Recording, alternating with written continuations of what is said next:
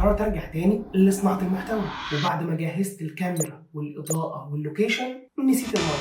طب ما تيجي نسال الذكاء الاصطناعي رشح لي احسن مايك وايرلس لصناعه المحتوى في مصر. هو الهولي لاند لارك M2S، وكمان اقدر اشتريه من iCam ستور. طب ما يلا بينا.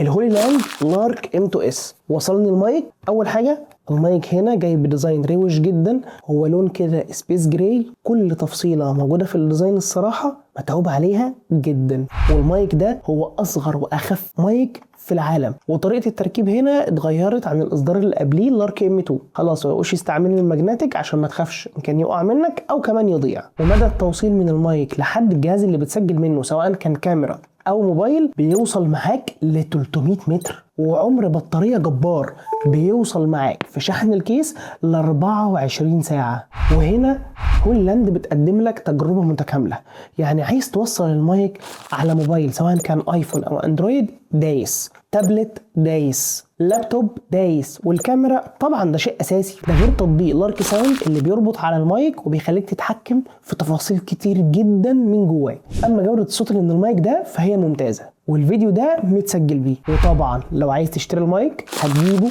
من iCam ستور. اشوفكم في فيديوهات جاية، سلام.